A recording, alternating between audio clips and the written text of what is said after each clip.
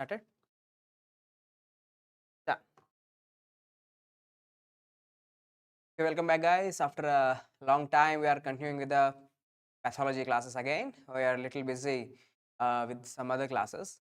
So now in this class let's continue. Already we have completed till the nephrotic syndromes. In the last class we have completed till the nephrotic syndromes. In the nephrotic syndrome we have discussed till membranous glomerulopathy. Okay, we have discussed about minimal change disease, we have discussed about the focal segmental glomerulosclerosis, membranous glomerulopathy. Right now let's discuss about the membranoproliferative glomerulopathy. Okay, the last type of nephrotic syndrome which is left over, last type of nephrotic syndrome. Now after completing this nephrotic syndrome we can directly jump into the nephritic syndromes. Having said that, now let's begin. Membranoproliferative glomerulopathy. In the name itself it's there, membrane that is getting proliferated, that's getting proliferated. Which membrane, sir? The glomerular basement membrane. The glomerular basement membrane is getting proliferated, or actually I should say it's getting damaged and it's going to split into two pieces. Okay, so membranoproliferative glomerulopathy, it's a nephrotic syndrome. Nephrotic syndrome. Why it is a nephrotic syndrome? Because in this condition there is going to be loss of more than 3.5 grams of protein per day. More than 3.5 grams of protein loss per day will be seen. That's why it is considered as nephrotic syndrome. It's a type of nephrotic syndrome. Now, what's the main problem in this condition? The main problem in this condition, it's going to be immune complexes. So this is immune complex disorder. The immune complex mediated disorder. So the immune complexes are going to be there. Okay. So in this condition, the immune complexes are going to form. The antigen antibody complexes, they will go and deposit in the kidney. The immune complexes are going to go and deposit in the kidney, and there they are going to cause the inflammation. There they are going to cause the damage. Okay. Second thing, this membranoproliferative glomerulopathy, it is associated with, very important, associated with hypocomplementemia.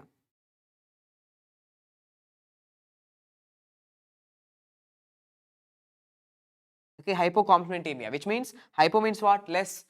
Complements means what? The complement proteins. So in the blood, the complement proteins will go down. Okay, the complement proteins are being used so much activation. These immune complexes, these antigen antibody complexes, they will activate the complement so much for the purpose of inflammation. The complement levels actually goes down. So this is the one nephrotic syndrome which is associated with hypocomplementemia, sir. Okay, actually here, this condition, I want you to know here itself. So there is an antibody present. So there is an antibody present. This antibody is called as nephritic factor. Nephritic factor. So what is this nephritic factor is going to do? So this nephritic factor, it's a one thing. It aids in continuous activation of the complement pathway, or I should say, this nephritic factor, it stabilizes.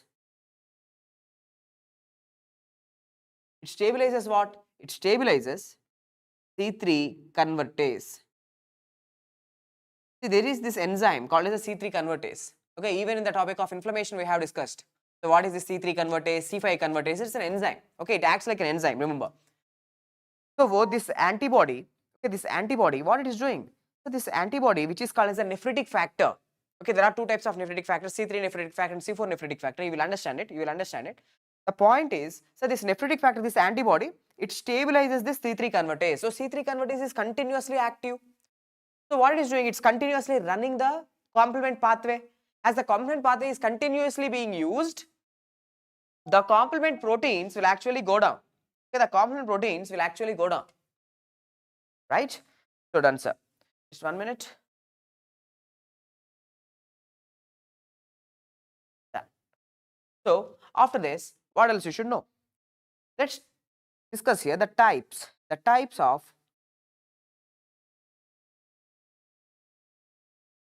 membranous glomerulopathy. The types of the membranous glomerulopathy. How many types are there?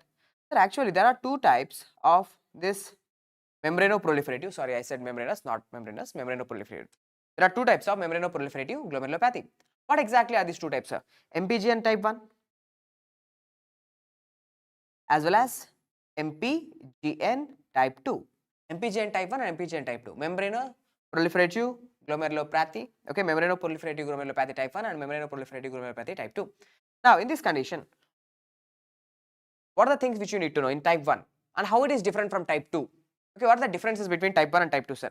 See, membranoproliferative glomerulonephropathy type 1, MPGN type 1, I am going to call it as MPGN. Okay, in MPGN type 1, which types of antibodies are present?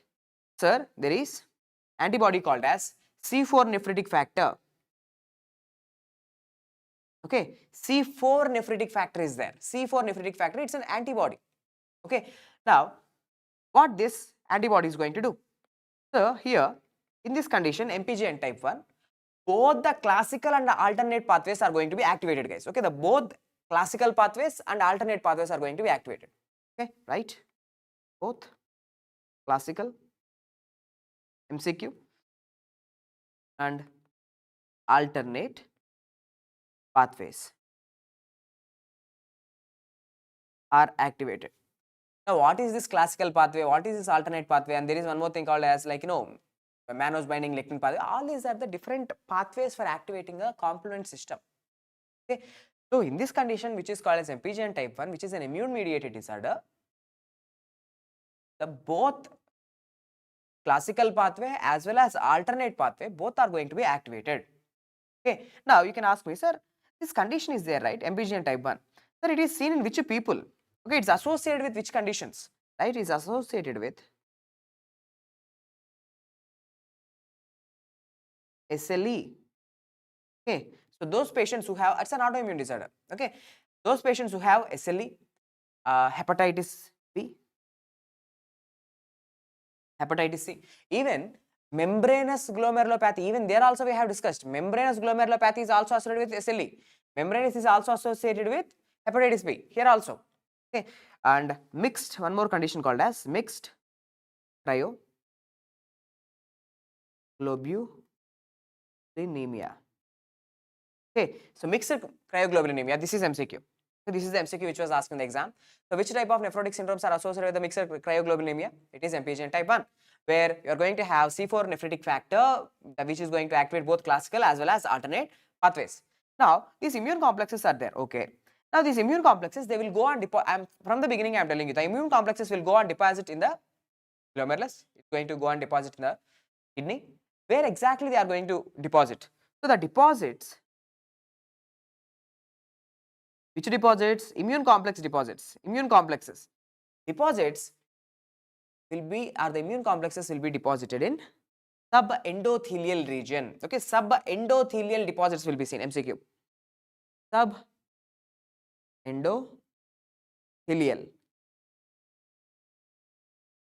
Subendothelial deposits. You know, right? See, for example, if this is the capillary, see, imagine this is the capillary. Now, here in the capillary, first you are going to have endothelium. This is the endothelium. Okay. So, down to the endothelium, what do we have? So, this is the endothelial lining with the fenestration, with the gaps between them. Down to it, what do we have? So, down to it, you will be having glomerular basement membrane. Down to the glomerular basement membrane, what do we have? It's going to be podocytes, podocytic cells. I hope you can still remember them. So, now what I am telling is that these antibodies, these immune complexes, they will go and deposit under the endothelial region. So, subendothelial deposits are going to be seen. Okay, like the subendothelial deposits. So, these are some important points which I want you to know. Now, if you do immunofluorescence study, okay, if you do immunofluorescence study, okay, now tell me, in immunofluorescence study, what kind of pattern is going to be seen? First of all, immunofluorescence, will it come positive or not? Yes, definitely it's going to come positive because it's the immune mediated disorder. It's an immune mediated disorder. Immune complexes are there. So, whenever you do immunofluorescence, immunofluorescence is going to come positive. Okay. So, here you are going to say granular immunofluorescence. Okay. Granular immunofluorescence. Granular pattern is seen, not a linear pattern. Where you will see the linear pattern, I will discuss. It's a granular pattern. Granular. Okay. I will show you the images also. Granular pattern is going to be seen. Now, in type 2 MPGN, in membranoproliferative glomerulonephritis type 2, okay, which is also called as, right, also called as dense deposit disease, which is also called as which disease? The dense deposit disease. So, in this condition, what kind of antibody is seen? The antibodies which is seen here is C3 nephritic factor, C3 nephritic factor. So, in this condition, this antibody is activating which pathway? It is activating alternate pathway. Alternate pathway. The alternate pathway is going to be activated, guys. Okay, alternate pathway is going to be activated. Now, in this condition, okay, the immune complexes, okay, they are going to be deposited where? See, the immune complexes are going to be deposited everywhere. Okay, immune complex that I will discuss at the end of the day. Lastly, I will discuss about it. Now it is associated with, this is completed, difference between the antibodies are completed. Okay, the difference between antibodies is completed. So difference in the activation of the pathways is completed. Now next, what is this? Associated conditions. So this is associated with which condition? MPGN type 2. MPGN type 2 is associated with condition called as partial lipodystrophy.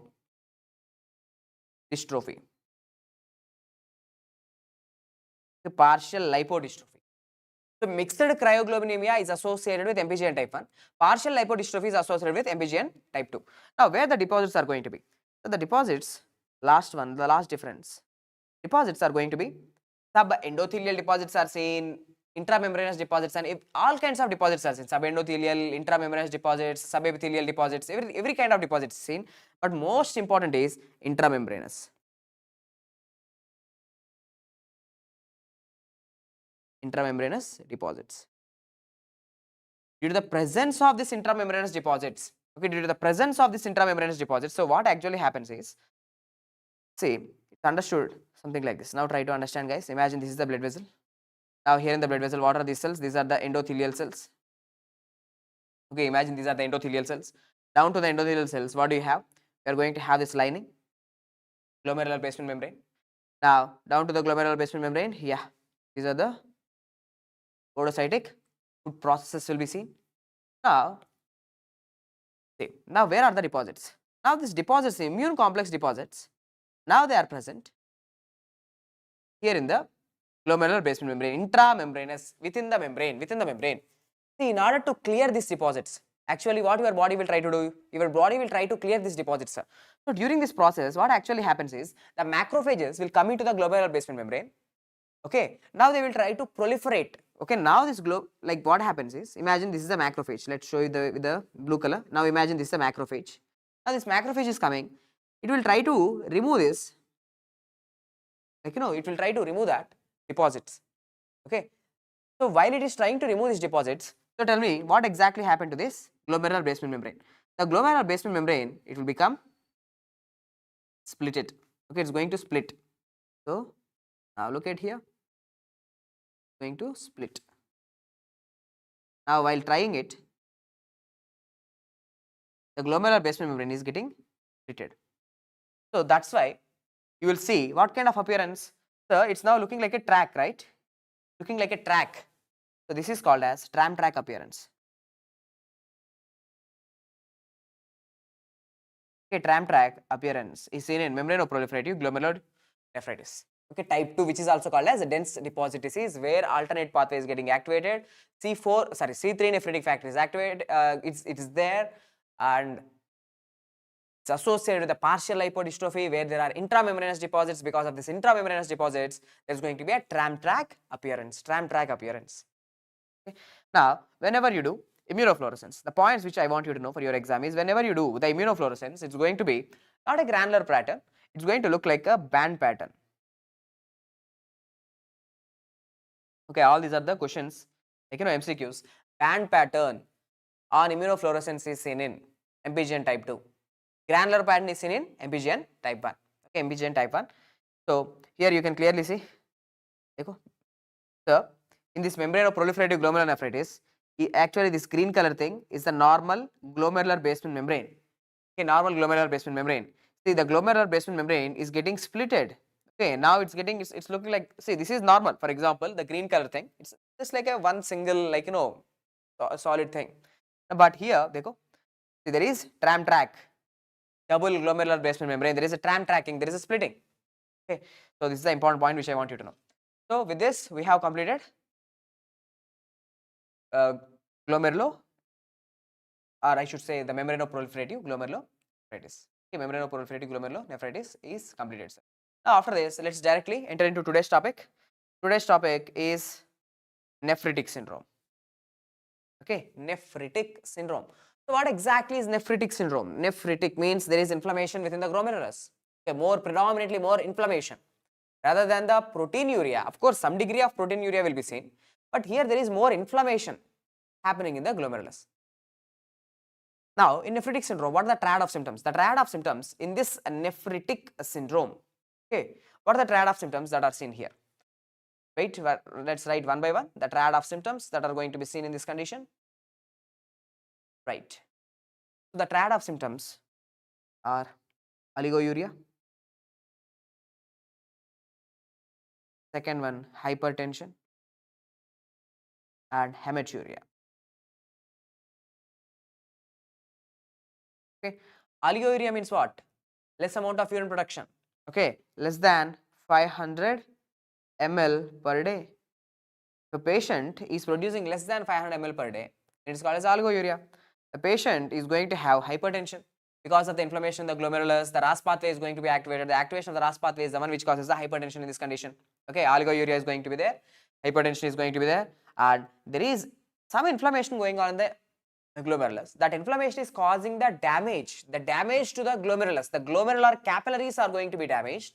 Because of the damage to glomerular capillary, now it's the RBC are going to leak into the Bowman's capsule and from there into the nephron, and ultimately they are going to come out in the urine. So it's the hematuria which is going to be seen. Because of this hematuria, the RBCs are going to come out in the urine. RBCs are going to come out in the urine. While the RBCs, look, when they are passing through the nephron, one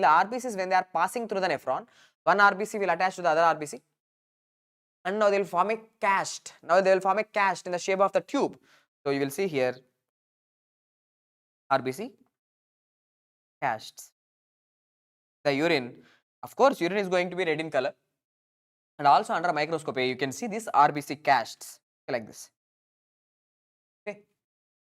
So these are some important points which I want you to know. The three important features of nephritic syndrome are oligouria, hematuria, and hypertension. Just simply like that. See, nephrotic syndrome. See, nephrotic syndrome. Now, nephrotic syndrome is not one single disease. Nephrotic syndrome means what? Nephrotic syndrome means less than 3.5 grams, 3.5 grams of protein loss per day. Nephrotic syndrome is not a one single disorder. Now, there are different conditions which can lead to the nephrotic syndrome. What are the different conditions that can lead to the nephrotic syndrome? I have explained before. One is minimal change disease, focal segmental glomerulosclerosis, membranous nephropathy, and membranoproliferative glomerulonephritis or glomerulonephropathy. Okay, these are the mainly nephrotic syndromes. Now, in the same way, here also look, nephritic syndrome. Okay, nephritic syndrome. It's not a one single disease, it's a syndrome, it's a group of diseases. Now, in this nephritic syndrome, these three things will be there: oligouria, hypertension, and hematuria are going to be there. For example, like I will say, post-streptococcal glomerulonephritis can lead to nephritic syndrome. It's an example of nephritic syndrome. Okay, Alport syndrome is an example of nephritic syndrome. If you have Alport syndrome, you are going to have oligouria, hematuria, and hypertension. IGA Nephropathy, example of nephritic syndrome. So they are all the group of diseases. Group of diseases forms a syndrome. Okay. So now, without any further late, let's begin with the post-streptococcal glomerulonephritis. Okay, post-streptococcal glomerulonephritis. Now, in the name itself, it's there. Post-streptococcal means after streptococcal infection. You can see the streptococcal pharyngitis. Okay, after streptococcal infection, the patient is going to develop the nephritic syndrome, especially with the pharyngitis, sir. Especially with the pharyngitis. Okay, so now write the most common cause of nephritic syndrome in children. What is the most common cause of nephrotic syndrome in children? Minimal change disease. Minimal change disease is the most common cause of nephrotic syndrome in children. What is the most common cause of nephritic syndrome in the children? It's a post-streptococcal glomerulonephritis. Okay, usually the patient is going to have a history of, okay, streptococcal pharyngitis. Okay, streptococcal pharyngitis or sore throat. So now today imagine there is this one child who is having streptococcal pharyngitis today. Okay, now within 2 weeks, okay, usually by 10 to 14 days, the patient is going to develop the hematuria, oligouria and hypertension. Okay, so how much time it is taking? See, it almost takes for the development of nephritic features.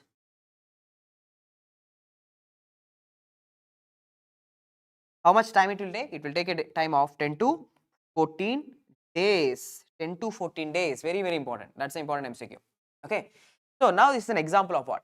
See, the whole thing is an example of type 3 hypersensitivity reaction. The type 3 hypersensitivity reaction. If you ask me why, first of all, the child is having what? The child is having streptococcal pharyngitis. Okay. Now the antibodies are produced. Okay. Now there is an antigen, antibody. So these antigen antibody complexes, now they will circulate in the blood. Now this antigen antibody complexes, they are going to circulate in the blood. Now these antigen antibody complexes are going to deposit in different tissues of our body, also in our kidney.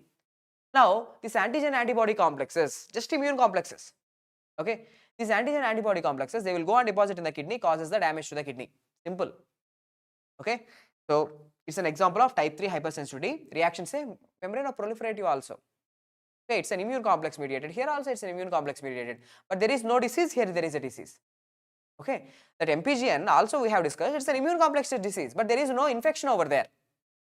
Here there is an infection. Okay, so that's also type 3 hypersensitivity reaction. This is also type 3 hypersensitivity reaction. So what is a hypersensitivity reaction? Type 3, circulating antigen antibody complexes will go and deposit in multiple sites in the body. They will trigger the inflammation. They will trigger the complement activation, leading to the damage in the tissue. Okay, so a type 3 hypersensitivity reaction because immune complexes are getting deposited. Immune complexes are deposited. Okay, now this patient, okay, this patient is going to have what kind of clinical features? The patient is going to have what kind of clinical features, right? Here the clinical features. Before going to the clinical features, I have to tell you what is this organism causing the streptococcal pharyngitis. That's also very important question. That's caused by an organism called as a gas. Group A, beta hemolytic streptococci. Okay, group A, beta hemolytic streptococci. Okay, group A, beta hemolytic streptococcal infection will lead to pharyngitis, followed by after 2 weeks, after 10 to 14 days, the patient is going to have clinical features. What are the clinical features, sir? The clinical features are going to be cola colored urine,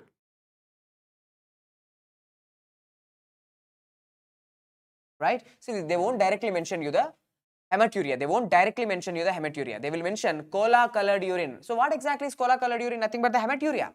Okay, cola colored urine is nothing but the hematuria, sir. Okay, understood? So cola colored urine is nothing but hematuria.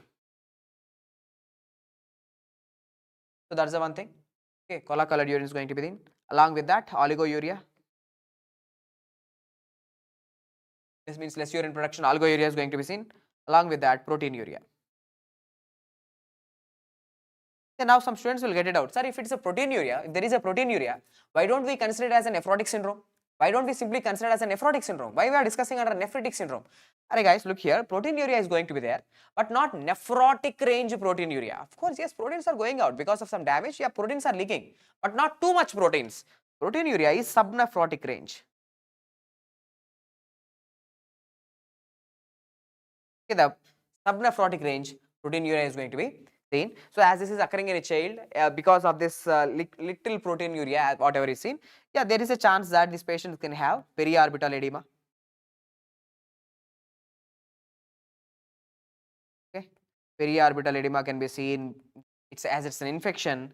You can see fever. Okay, fever, malaise, like these things, nausea, vomiting. These kind of things can be usually seen.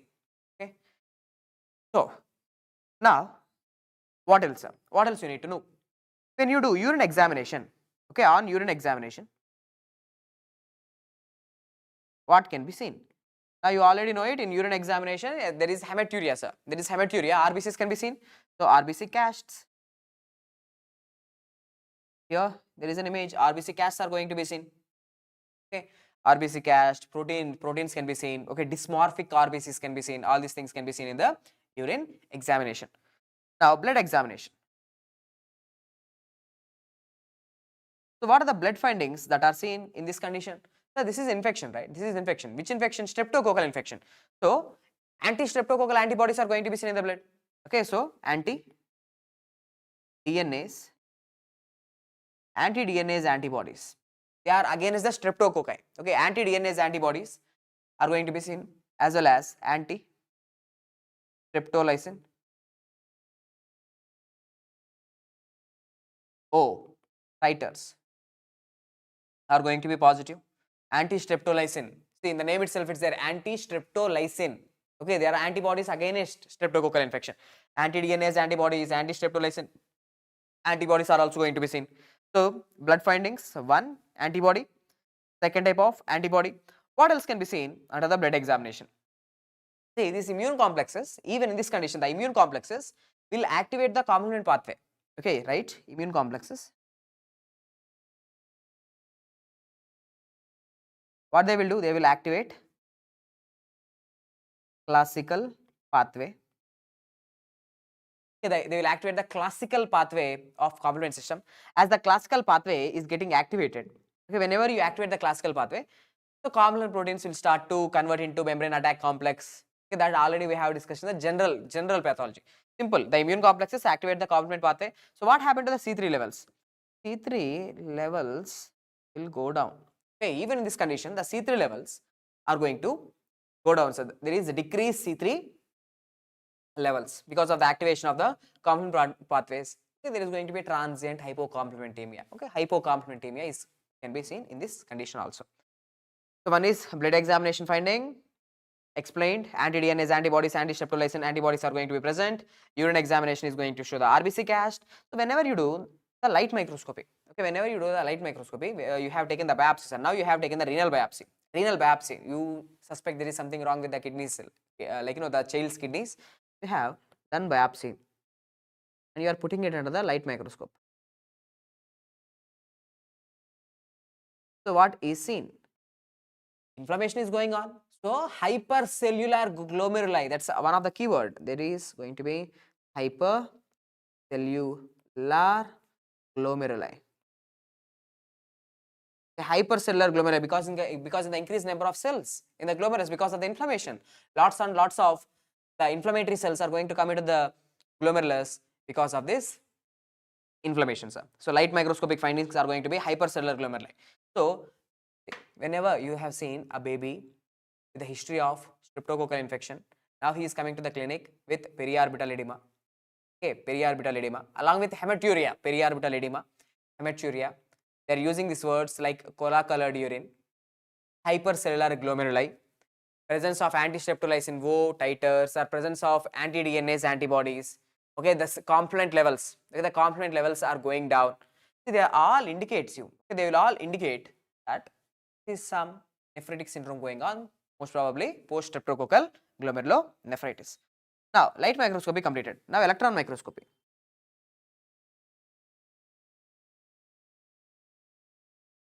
So, under electron microscopy, what can be seen? See, immune complex mediated disorder. This is also. So, the classical word, what they will use is lumpy bumpy deposits. Lumpy bumpy deposits. So, there is going to be lumpy bumpy deposits, like subendothelial deposits are going to be seen, intramembranous, lumpy bumpy deposits. So, what exactly are these lumpy bumpy deposits? Are nothing but the subepithelial deposits, or subepithelial humps, you can say. Subepithelial humps.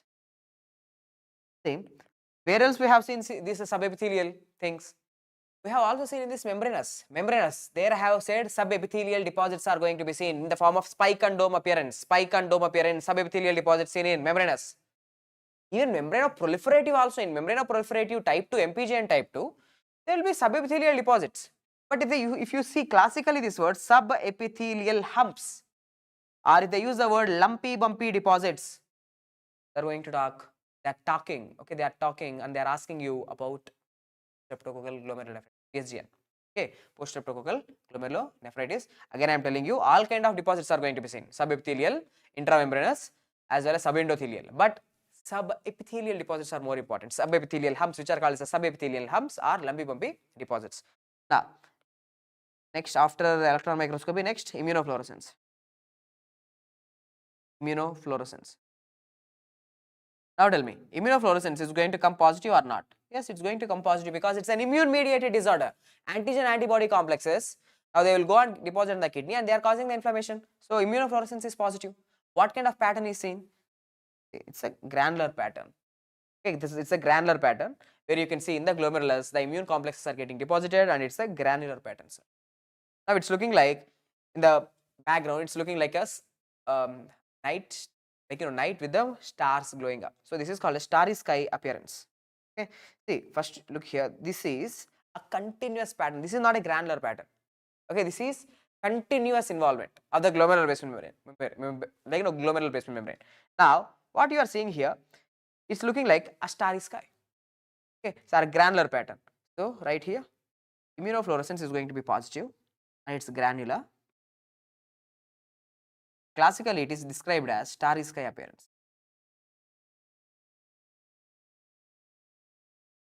Okay, so what are the keywords? Cola colored urine. Cola colored urine is nothing but the hematuria. But if they are specifically using the word cola colored urine, and in children, post-streptococcal glomerulonephritis.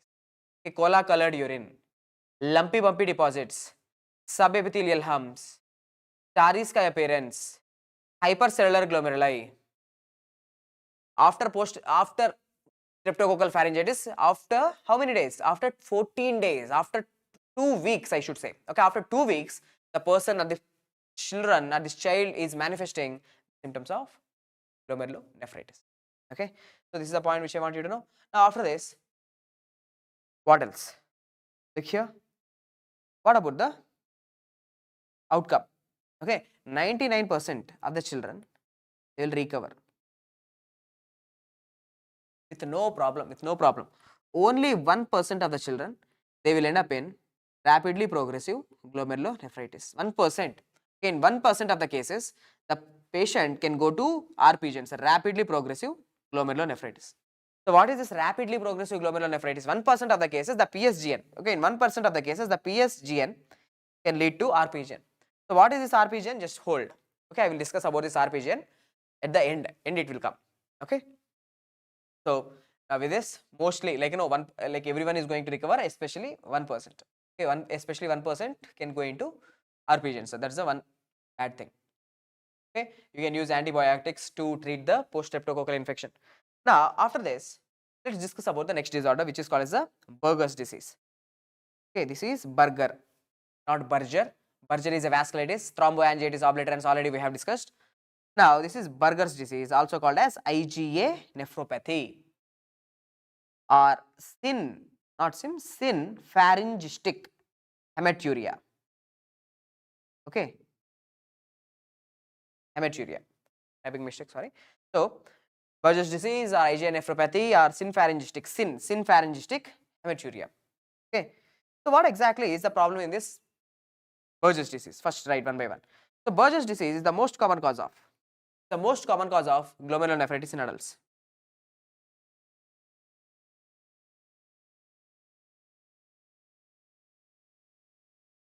The most common cause of glomerulonephritis in adults. What is the most common cause of nephrotic syndrome? The most common cause of nephritic syndrome. Glomerulonephritis means nephritic syndrome. The most common cause of nephritic syndrome in adults is Buerger's disease. What is the most common cause of nephrotic syndrome in adults? Focal segmental glomerular sclerosis, associated with the HIV, associated with the drug abuse, okay, associated with the viscouterine reflex. Don't forget, very important. Now, the most common cause of glomerulonephritis in adults. Okay. See, what is the problem here, sir? Here also infection. History of history of mucosal infection. For example, same pharyngitis. Okay. So, in this condition the problem is the person is abnormally producing the antibodies. Okay, the person is abnormally producing antibodies. Which type of antibodies? IgA type of antibodies. That's the problem.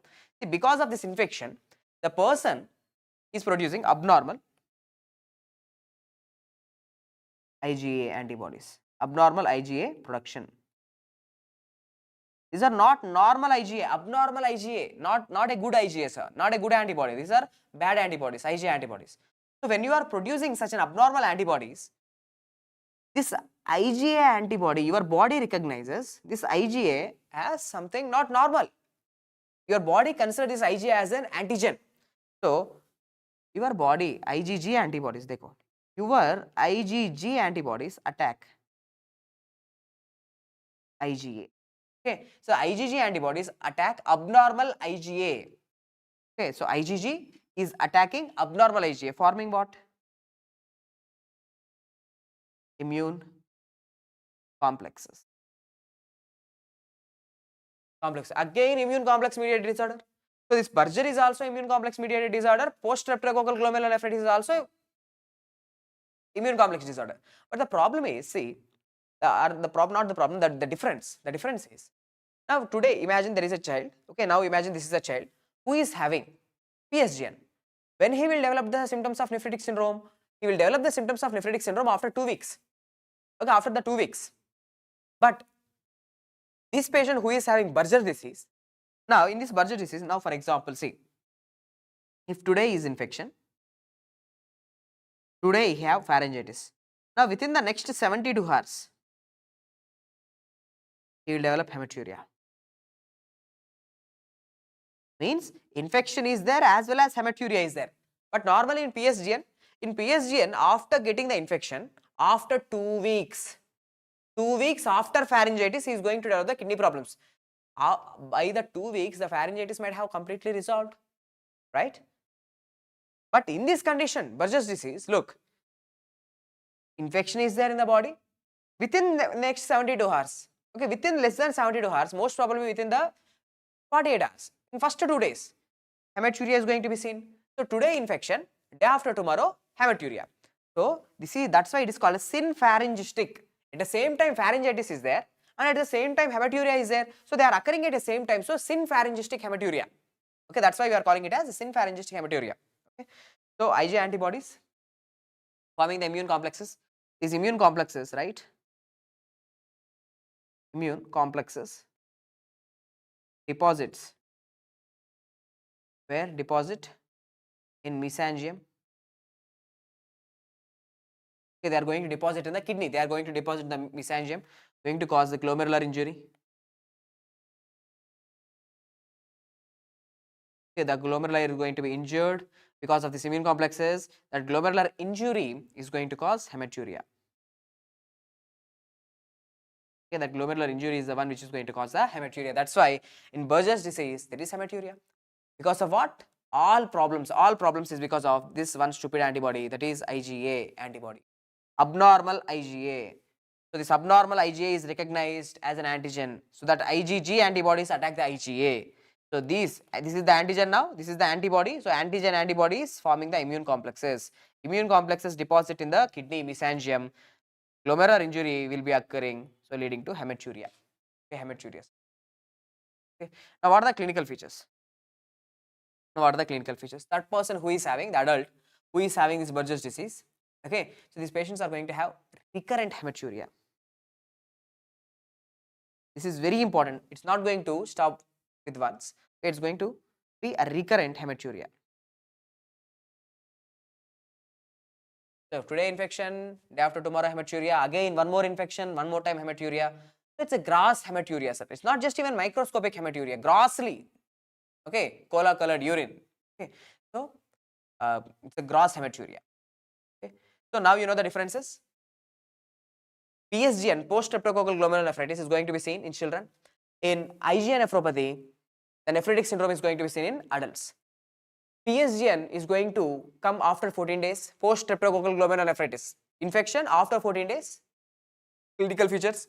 In IgA nephropathy, within less than 72 hours, there is going to be clinical features. One more important difference is, see, how to differentiate. This is a very important MCQ, differentiate between PSGN as well as IgA nephropathy. Okay, PSGN and IgA nephropathy. You know it, time period, one thing. Okay, time period 14 days. This is less than 72 hours. Okay, and the difference, like the children as well as adults, you know it. One more important difference is in post-streptococcal glomerulonephritis, what about the C3 levels? The serum C3 levels are less. The serum C3 levels are less. Now, in a patient who is having IgA nephropathy, the complement levels are going to be normal. Okay, complements. This is very important feature to distinguish with PSGN. The complement levels are going to be normal. Serum C3 levels are normal. Okay, of course, even in this condition, this antigen antibody complexes, they will also activate the complements, but less activation. In PSGN, more activation, here less activation, so that here there is no hypocomplementemia. There is no such thing as hypocomplementemia. In post-streptococcal glomerulonephritis, there is hypocomplementemia. C3 levels are going to be less. Okay, in PSGN, there is no recurrence. See, no recurrence. Here in IgA nephropathy, there is recurrence.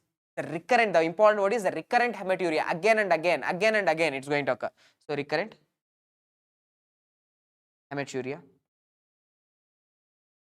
Okay, so these are some important differences which I want you to know. Recurrent hematuria, and this is not a recurrent hematuria. Okay.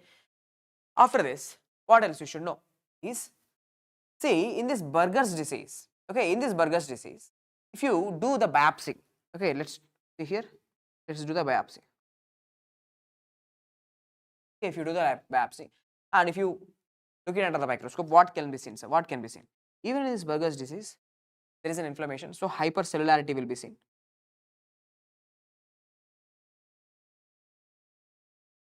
Hypercellularity will be seen. But whenever, see, remember, when you see this hypercellular glomeruli, cola colored urine in children, lumpy bumpy deposits, starry sky appearance, T3 levels less, think about PSGN. Of course, hypercellularity will be seen in Burgers also, but there is a lot of differences, right? Time period difference, like a lot of differences are seen. Okay, hypercellularity can be seen, that's the one thing. And like deposits, the immune complexes are going to be seen. Okay, immune complexes, deposits.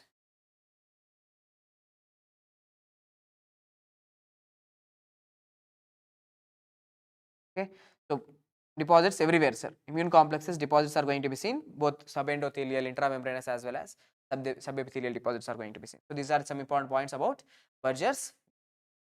Now, after Burgers disease, let's discuss about the next type of nephritic syndrome. The next type of nephritic syndrome which I want to discuss here is Alport syndrome. Sir, Alport syndrome. What exactly is the problem with the Alport syndrome? The Alport syndrome. The Alport syndrome, it's a X-linked dominant in inheritance pattern. It's a X-linked dominant inheritance disorder, XLD. It also follows X-linked recessive pattern, but mainly it is X-linked dominant disorder. So what's the problem here in this Alport syndrome? See, in this Alport syndrome, there is a gene mutation. Gene mutation. So what is the gene mutation? COL4 A5 gene mutation. Okay, COL4 A5. So what is this COL4 if you ask me? Sir, collagen type 4. In this collagen type 4, alpha 5 chain. Okay, alpha chain number 5 is going to be mutated. So collagen type 4 alpha 5 chain mutation. The gene coding for this alpha chain is going to be mutated. So COL4 A5 gene mutation. So where is the defect? Defect in, right? Defect in alpha 5 chain of, right? Alpha 5 chain of type 4 collagen. Okay, alpha 5 chain of type 4 collagen. Sir, where it is present alpha 5 chain of type 4 collagen? Sir, this is present in kidneys. Also, it is present in the eyes. Present both in the kidneys as well as eyes. So, in Alport syndrome, the kidney is going to be affected as well as eye is going to be affected. Okay. but kidney is most commonly affected organ. That's also a question. Most commonly affected organ in the Alport syndrome is kidneys. Okay, kidneys. So this type alpha 5 chain, it's present in kidneys, eyes, sorry, as well as ears also. Forgot, ears. Ears also will be affected. Ears, eyes, as well as kidneys. So because of this involvement, what are the clinical features that are seen? So this patient is going to have triad of symptoms. Triad of symptoms. What are the kidney involved, right? Kidney involvement. What is the kidney involvement? Simple, hematuria. Okay, glomerulonephritis, the glomerulus is getting deposited, the glomerulus is getting damaged because that collagen type 4 is defective. So no proper basement is going to be there. Okay, no proper glomerular basement membrane, so leaking of the RBCs, the damage. Okay, so hematuria is going to be seen, RBC casts. Now eye involvement, eyes are going to be involved. So what is the eye involvement, sir? The eye involvement is going to be lens dislocation.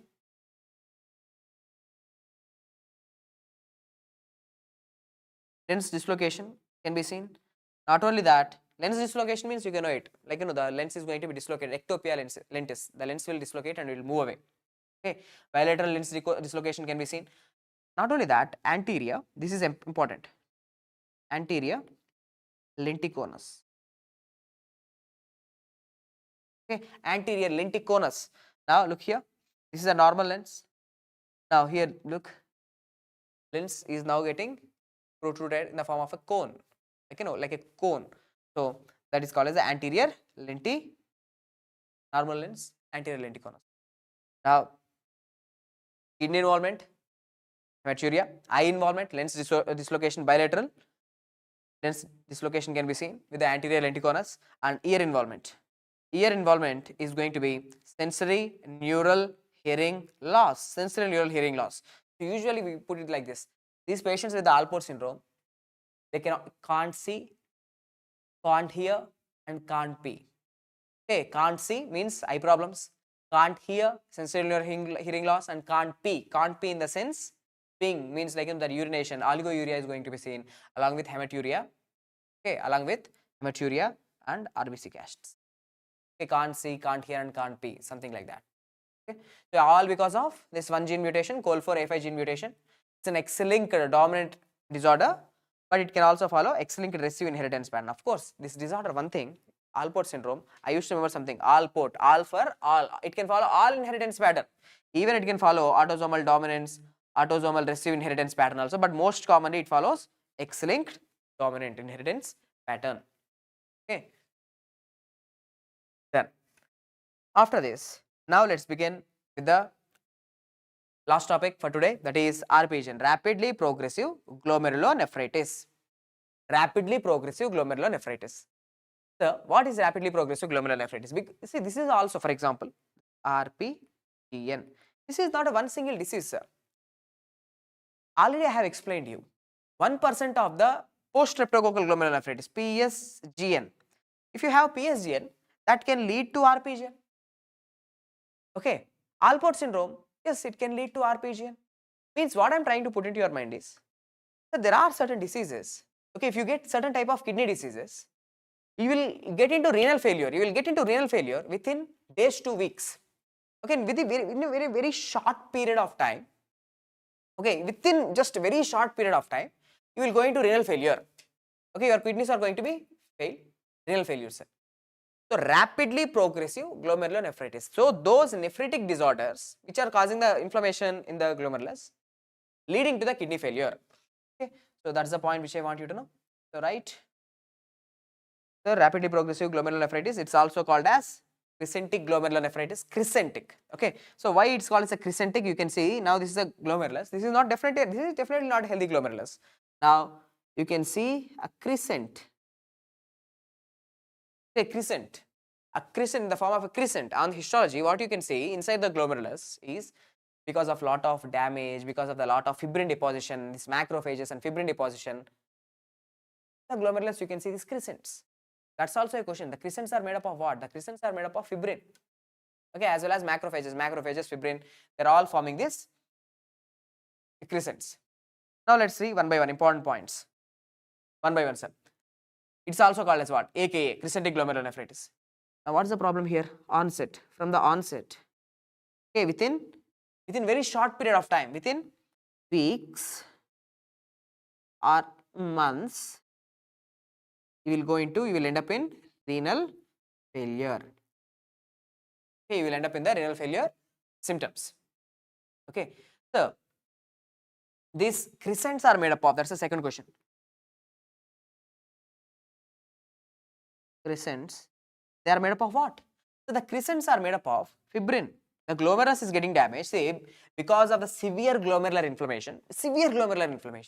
There is a leakage of this, there is a leakage from this glomerulus. Glomerulus is nothing but the blood vessels. Because of the severe glomerular inflammation, now from the glomerulus, from these blood vessels, there is leakage of this fibrin and thrombin, clotting factors.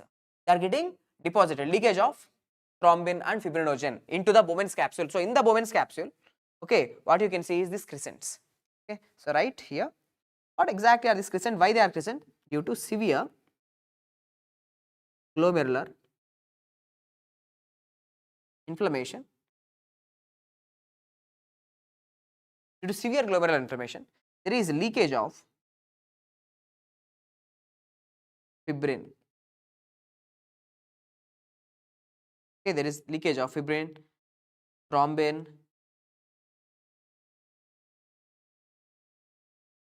there will be macrophages. Okay, these are the main things which are there in that crescents. Okay, there is fibrin deposition, macrophages. Okay, they are going to be seen in that crescents. Next, why these crescents are very important? If you have more number of crescents, more damage, less number of crescents, less damage. So, number of crescents, it determines prognosis. More number of crescents, bad prognosis, less number of crescents, good prognosis. Okay.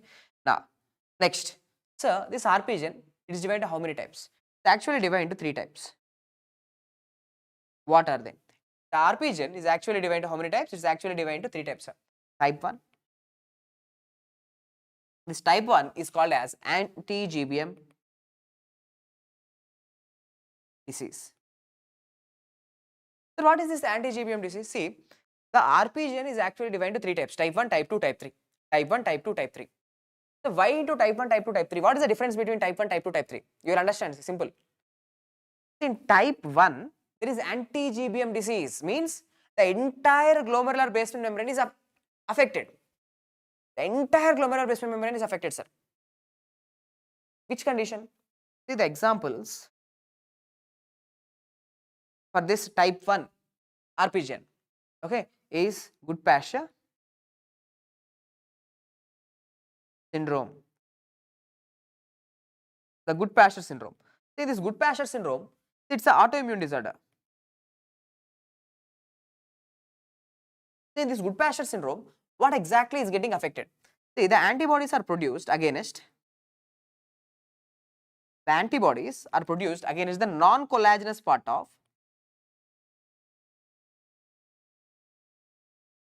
non-collagenous domain. The antibodies are produced against the non-collagenous part of alpha 3 chains of type 4 collagen. See, now you know, imagine this is a glomerular basement membrane. Okay, this is a glomerular basement membrane. So the glomerular basement membrane is made up of type 4 collagen. See this type 4 collagen, there are many chains, alpha 1, 2, 3, 4, 5. Okay, there are many types of alpha chains. Now for example, this is alpha chain number 3. Alpha chain number 3. So this alpha chain number 3 is having collagenous part, proteinaceous part, collagenous part, and there is non-collagenous part. Now this again is this non-collagenous part, the antibodies are getting produced. So in Goodpasture syndrome, antibodies against non-collagenous part of alpha 3 chain of type 4 collagen. In Alport syndrome, that is COL4A5. Alpha 5 chain is getting affected. That's a genetic disorder. Okay. Now here alpha 3 chains are getting affected because of the antibodies. Antibodies will go and attack the non-collagenous part. Okay, so that's why the entire glomerular basement membrane is going to be affected, not one part, the entire glomerular basement membrane, wherever this antibody, wherever this non-collagenous part is there, the entire glomerular basement membrane is affected. So that's why it is called as a linear, linear GBM disease. Linear means entire, throughout.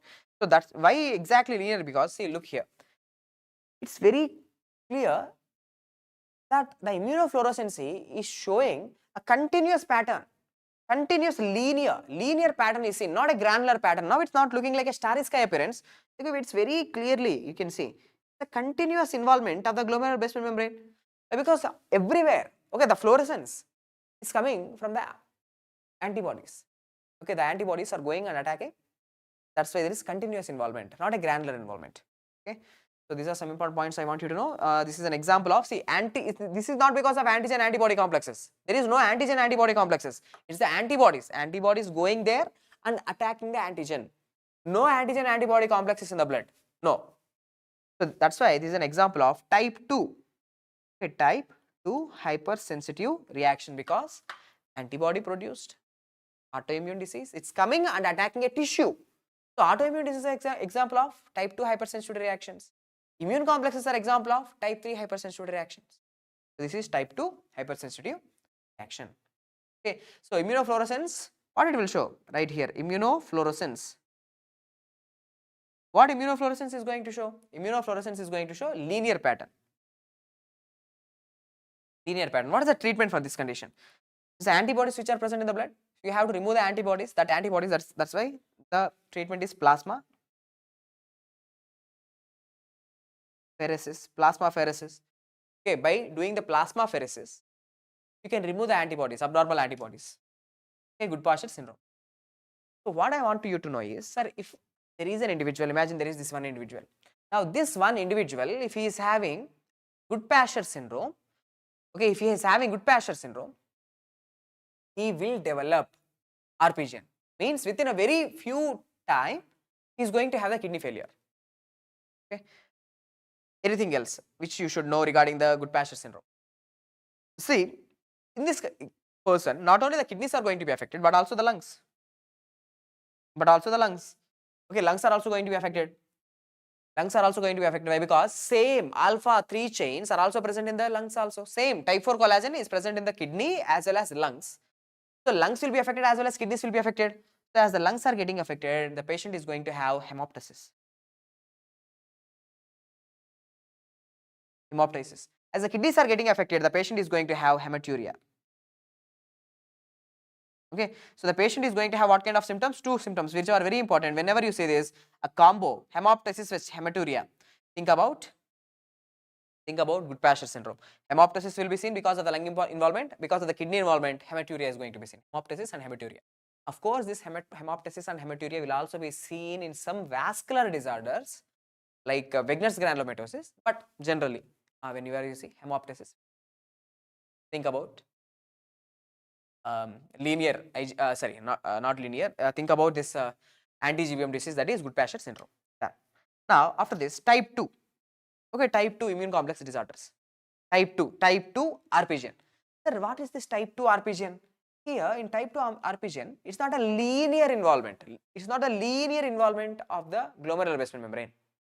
Yes, of course, the antigen antibody complexes are coming and going to get deposited over here. That's why, see, immune complex mediated. Immune complexes will come and deposit. But in type 1, it's not immune complexes, just antibodies are coming and attacking the tissue. Okay, so type 2 is immune complex mediated. One example, yes, you already know it. Many examples you know it. It is PSGN, 1% of the PSGN cases. PSGN is immune complex mediated disorder. IGA Nephropathy, immune complex mediated disorder. IgA antibodies, right?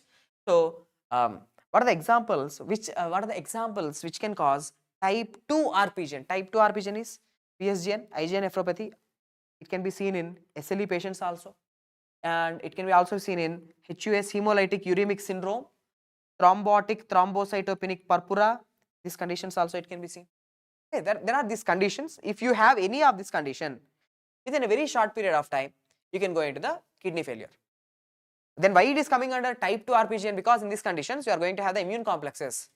The immune complexes will come and get deposited in the kidney, causing the inflammation. So that's why, see, it's not a continuous involvement. It's just looking like, dot dot dot break. See, there are breaks. There are breaks. Okay, don't think this is continuous involvement. Breaks, starry sky appearance. Okay, so type 2 RPGN is immune complexes. So just tell me, RPGN divided into type 1, type 2, type 3 based on which study? Immunofluorescence. In type 1, there is continuous involvement. It's a linear involvement. Type 2, it is granular involvement. Type 1 is an example of anti-GBM disease. Entire glomerular basement membrane is affected. Type 2 is an example of immune mediated disease, like that immune complexes mediated disease, immune complex depositions. Okay. So type 2 also completed.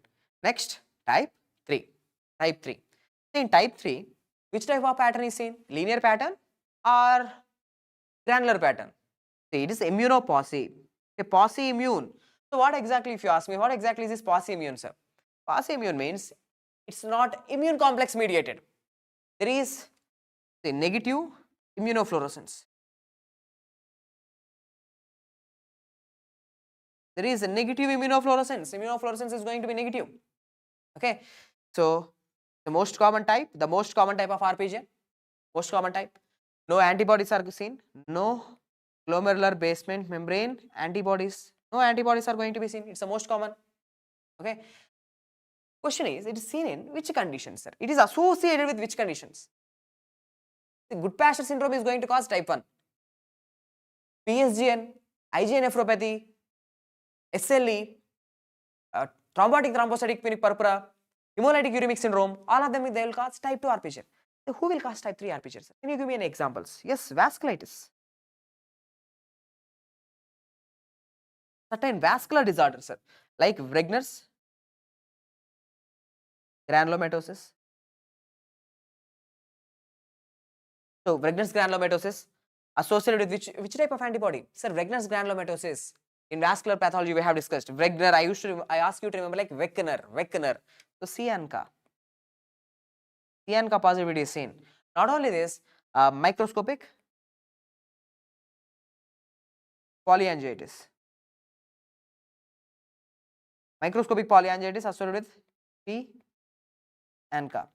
Okay, so Wegener's granulomatosis associated with the Cianca. Microscopic polyangiitis associated with the Pianca. See, if you get this kind of vascular disorders, you will get type 3 RPGN. Type 3 RPGN, out of all the RPGN, this is having good prognosis. It's having good prognosis, and again I'm telling you, the prognosis depends on what? The prognosis depends on the number of crescent. More number of crescents, bad prognosis. Less number of crescents, good prognosis. Crescents are made up of what? The crescents are made up of fibrinogen. The fibrin is going to be deposited over there, and the macrophages will also be present in that area. So it's what forming the crescents. The crescent is formed mainly by the fibrin. Because of the damage to the glomerulus, now there is leaking of the fibrinogen. There the fibrinogen will be converted into fibrin and forming that crescent. Okay. So what is the treatment? Treat the specific type of vascular disorder like Wegener's granulomatosis and microscopic polyangiitis. Treat the disorders, treat the causes. See, RPGN is not a disease, the result of a disease. Okay. So Wegener's granulomatosis and microscopic polyangiitis can lead to type 3 RPGN. This PSGN, IGA nephropathy, SLE, they will lead to type 2 RPGN because it will give the immunofluorescence granular pattern, and type 1 RPGN is because of Goodpasture syndrome. Simple. So with this, the nephritic syndromes are completed. Okay guys, hope the class is helpful. See you in the tomorrow's class. Thank you. Good night.